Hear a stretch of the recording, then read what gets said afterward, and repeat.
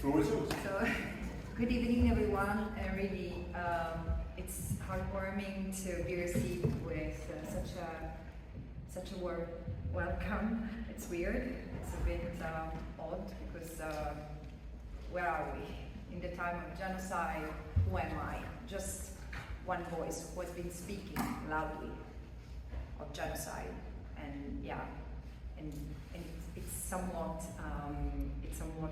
absurd to become an icon or a symbol of something associated with genocide. But this is also a sign of the times we find ourselves in.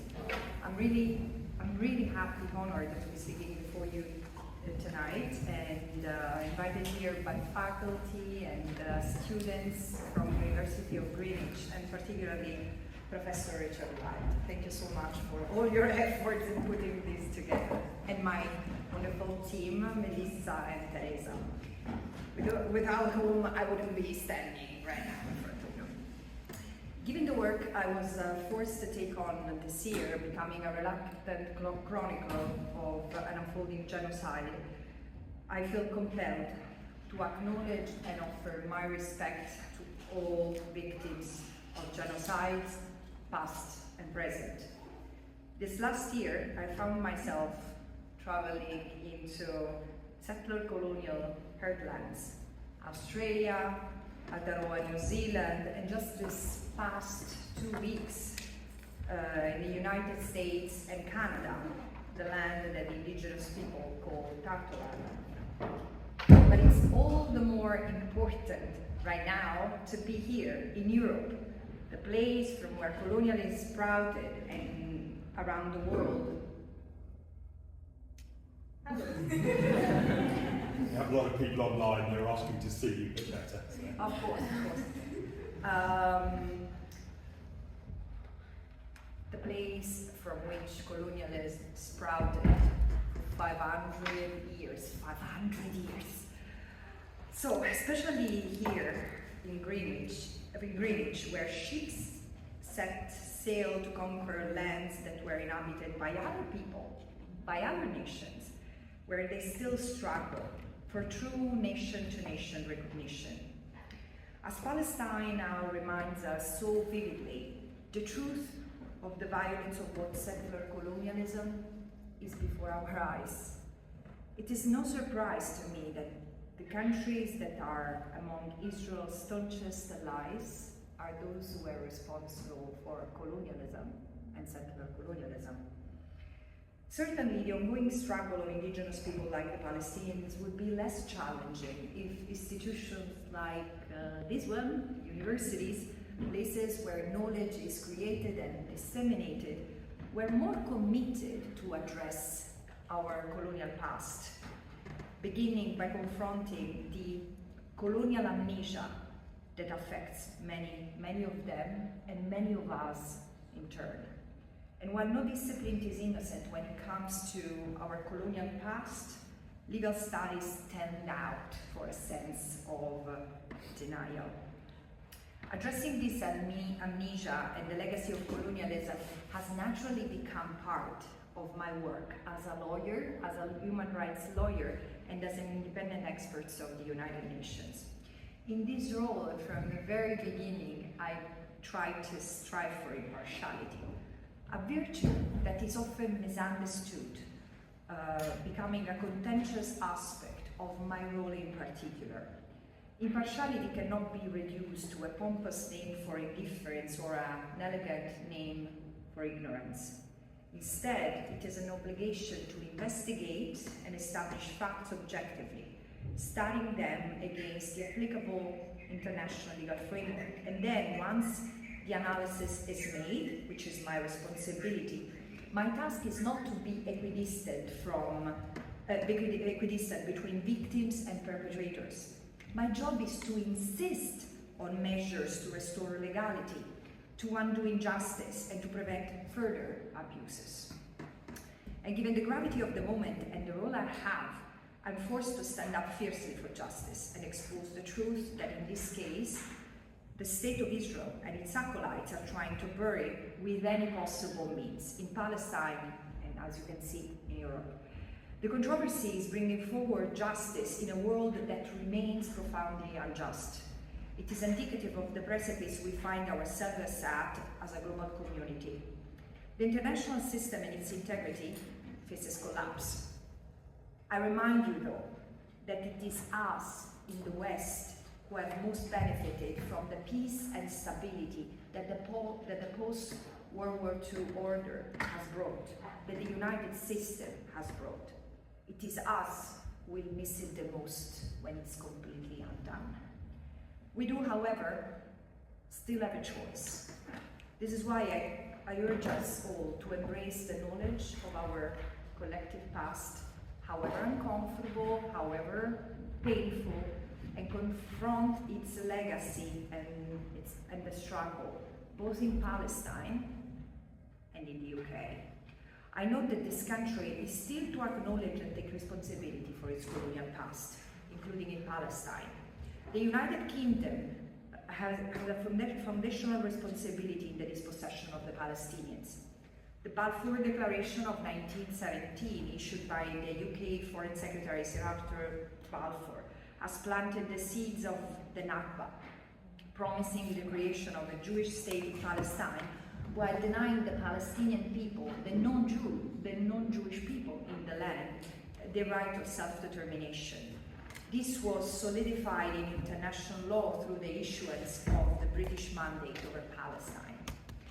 While speaking of Israel's endeavor in Palestine as settler colonialism is too often considered an anti-Semitic trope, in the early 19th century, political Zionism envisaged Palestine as the land to realize, quote, a state for the Jewish people, end of quote, through colonization.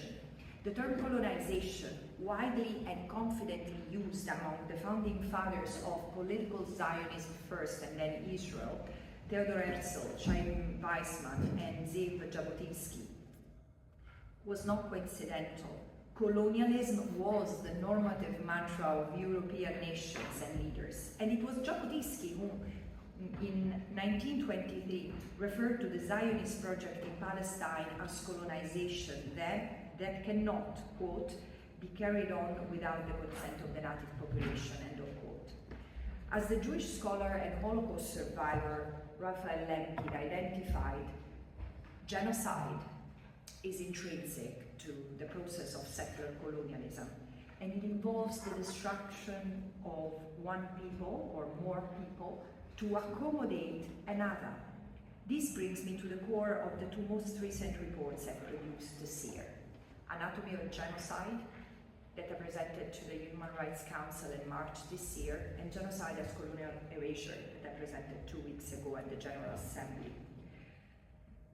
These are two pieces of work where I've strived to shed light on what the Palestinians have had to endure these past 13 months, and the way in which this genocide is built upon decades of struggle under unlawful occupation and apartheid.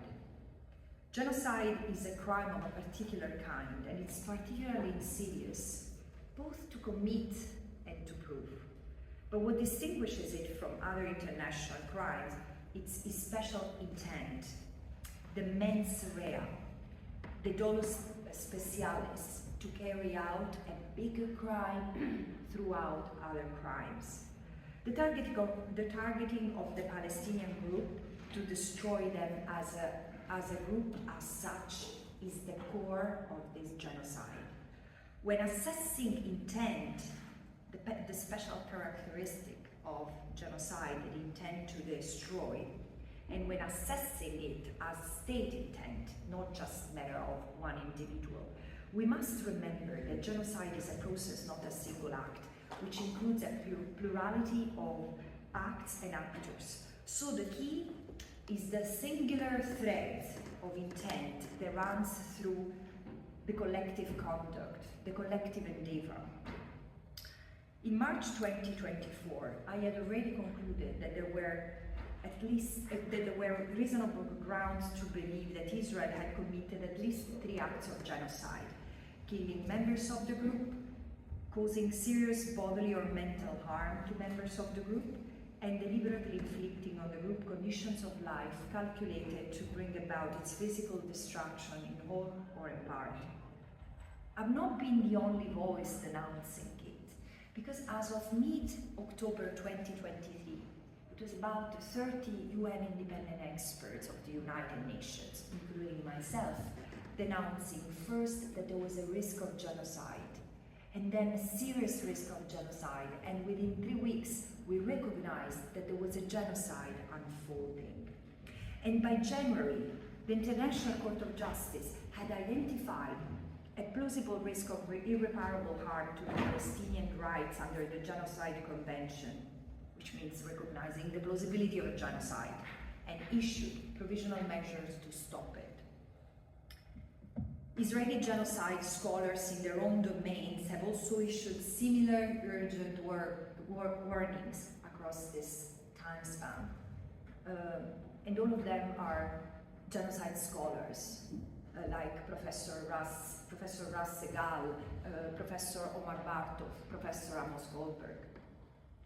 Confronted with the deliberate human-made catastrophe, though, the discussion regarding the possibility that Israel has committed acts of genocide has remained astonishingly a contested one, particularly in the West. Obscured by overly technical and reductive reasoning, and we can discuss that, some regard the important but still developing jurisprudence that exists to establish state responsibility for genocide as rendering it impossible to affix that label to what is now happening, and to ensure the firm application of the obligation to prevent, stop, and punish the crime of crimes. And this is what I've tried to do in my role as Special Rapporteur.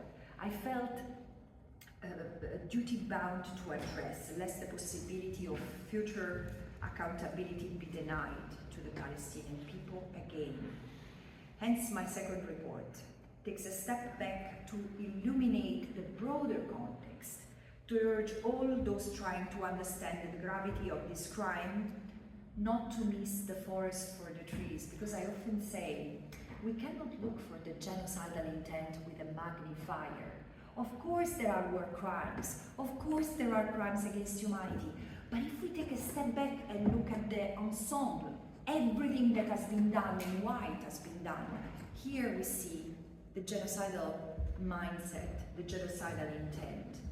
So my report has assessed Israel's intent to destroy the Palestinian people holistically, as the International Court of Justice, as the International Court of Justice has recommended it should be done. So I have proposed a triple lens test, considering the totality of conduct, so the totality of crimes, in the totality of the land that Israel unlawfully occupies, this is my mandate, my big brother, and against the totality of the people. So all the Palestinians living there saying it's the Palestinians as such who are targeted, a potentially genocidal intent. In Gaza, we have all been forced to watch as Israel's constant bombing, sniper, and artillery fire has continued to spare no one. Journalists, students, scholars, doctors, nurses, persons with disability, people seeking food or safety, and humanitarian workers. This year, 237, till last week, there might be more, 237 UN staff members have been killed. 70% of UN premises in Gaza alone have been bombed. And out of Gaza, recently, Israel has also attacked militarily UN peacekeepers in southern Lebanon. Conservative figures indicate that this assault in Gaza has killed, injured, maimed, or buried under the rubble at least 155,000 people. Entire family lines have been exterminated. And among the 45,000 people asserted killed, there are 700 babies. We're not even at the stage of crawling when they were killed. among the 17,000 children massacred. It's enormous. And just today I was reading, people are shocked because the Office of the High Commissioner for Human Rights has said that 70% of the Palestinians killed in Gaza are women and children.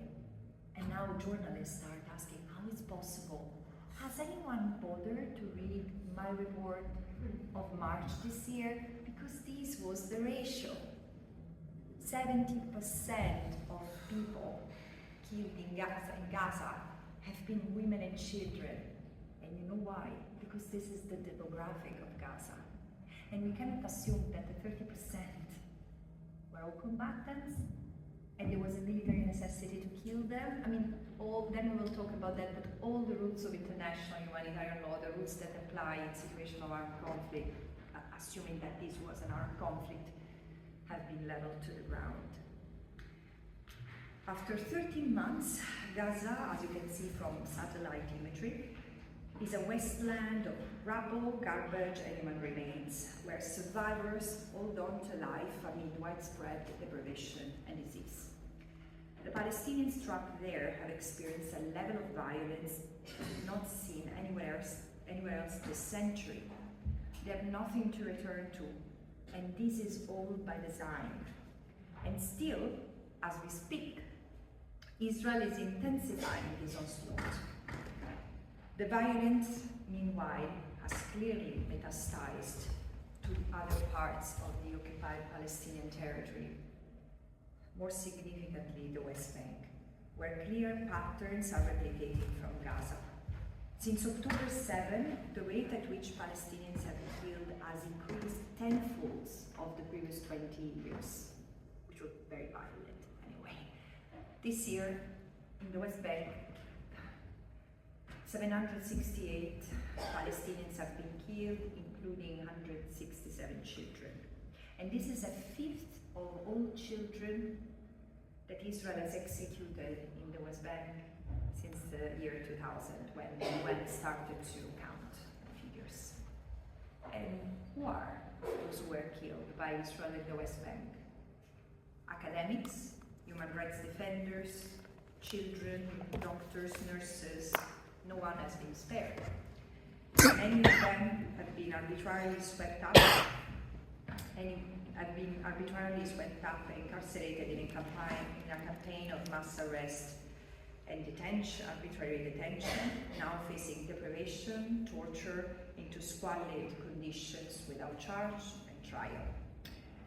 Thousands have been displaced in the largest land grab in 30 years. The destruction we see is what settler colonial genocide looks like. The destruction is physical and biological devastation of the group in order to take control of the land. And this is the critical point. For an indigenous people, the land is not merely the place where they live, it's who they are. And this is depriving them of their land, severing the connection between them and the land, is what drives Israel's genocide. Because an inherent conflict exists between the occupier and the occupied, in this case, the colonizer and the colonized. The Palestinians, for whom the land is so integral to their existence, and the colonizer, for whom the land is so existential to complete the design or the project of Greater Israel, the land that apparently God has given to them. We must step outside our Western understanding of land and place and property. This is, and understand what this means for the Palestinians, even before looking at the physical and biological destruction, which is what characterizes genocide in all genocides, including in Rwanda and in Bosnia and Herzegovina. And in Palestine, the displacement, the dispossession, the cultural destruction, the devastation of food sovereignty and everything else, which are war crimes and crimes against humanity on their own accord, are also to be seen as intended to sever the cultural belonging and connection to the land. These acts are corrosive to the human and psychological spirit, as too many indigenous people can attest to today. And again, this is why they are genocidal. But despite the magnitude of this violence, of this phenomenon, despite the magnitude of what is happening, a minority of powerful member states, rather than halting its momentum, have astoundingly provided military, economic, and political support to Israel as it was committing these atrocities, compounding the devastation it has wrought. The colonial amnesia that so grips the West has condoned Israel's settler colonial project, and without a doubt, this ongoing genocide is the consequence of the exceptional status that has been afforded to Israel, but it is also so intrinsic in the way the UN system, the international multilateral order, is still so West dominated. In a year in which the International Court of Justice has issued a watershed advisory opinion that declared the occupation that Israel has maintained in Gaza, the West Bank and East Jerusalem unlawful, and to be dismantled in its totality and unequivocally as rapidly as possible. And last month, the General Assembly gave a deadline for this to happen, for this to be completed, which is September next year. And in the year where the same court has indicated no less than 3 sets of provisional measures concerning the serious risk of genocide.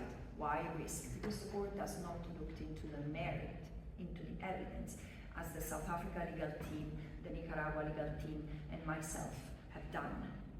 The United Kingdom has obligations under international law toward the Palestinian people. What are these obligations? Short term, end the genocide now. This is the only priority we should all have, including our rulers. Second, end the occupation by September 2025, and then end apartheid. Concrete steps must be taken. Humanitarian organizations must be supported and allowed to do their urgent work in the occupied Palestinian territory. The UN should be supported and protected from the unprecedented assault that Israel has unleashed against the organization, of course, with the acts I described in Gaza or in Lebanon, but also think of the so many who have been declared persona non grata, myself or the Secretary General of the United Nations, which is much more serious.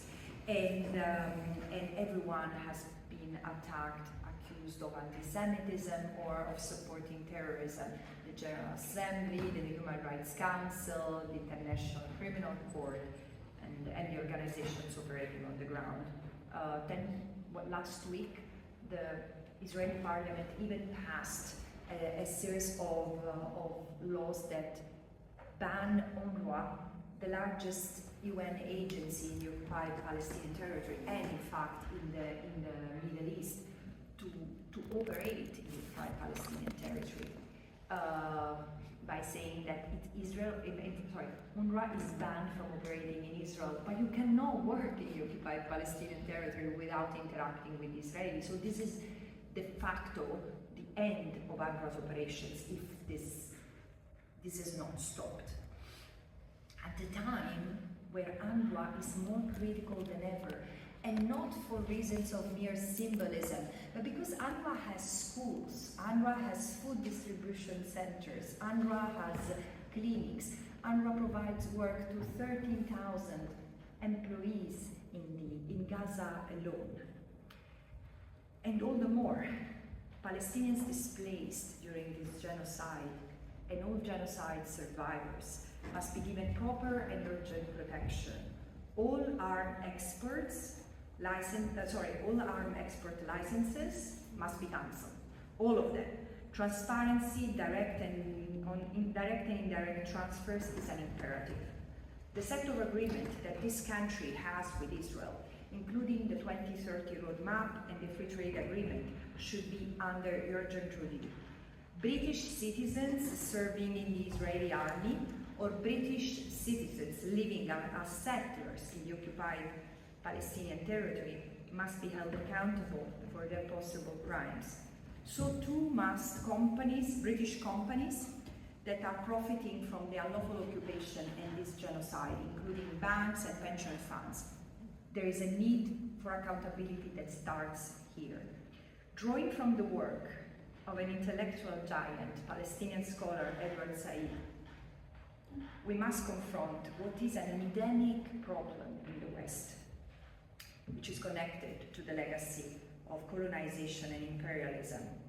It is the imposition of history, a narration that is written for the colonized and the oppressed, while present and past are reordered in a narrative that is convenient to imperial powers. This is to be fully appreciated and pushed back. What's more truly frightening is the defacement, the mutilation, and ultimately the eradication of history in order to create one that is favorable and of quote, in this case to Israel, and all those who support it.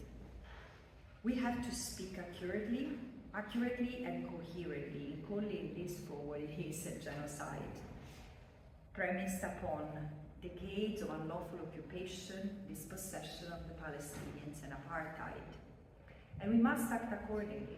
We have to reject the framing that asks us to understand the situation as a humanitarian crisis to manage in perpetuity, because in fact this is a crisis of humanity. In a way that is akin to Clockwork Orange. Maybe some of you have not watched it. Too young. Yeah. Was not watched Clockwork Orange. Okay, you have to watch it. We cannot allow the live-streamed genocide and its associated apathy to desensitize us to the violence, to normalize the oppression, and dissociate us from its moral failure, because this leads to legitimize the illegitimate.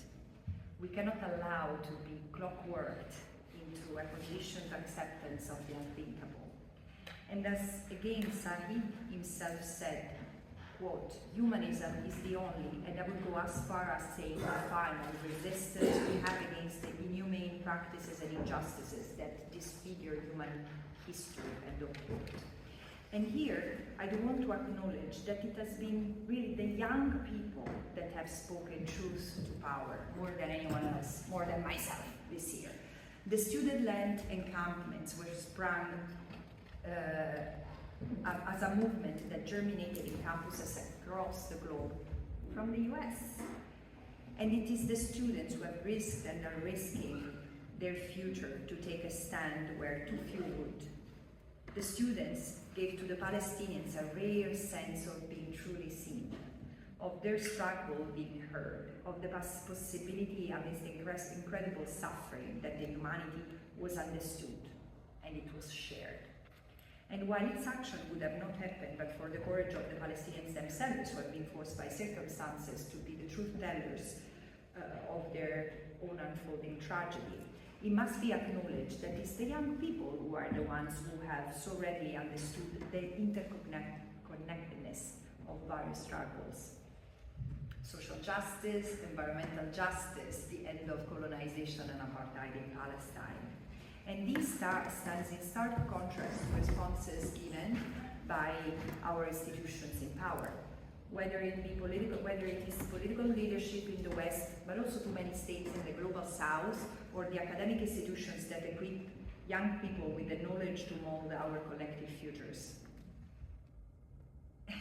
And as a lawyer, I feel really puzzled to see that it's the same institutions which teach human rights and history in the classroom that are the ones suppressing the real and concrete actions, the freedom of speech, the freedom of assembly, the right to education of students advocating for the human rights of the Palestinians in the face of the gravest reality, instead of supporting them and praising them.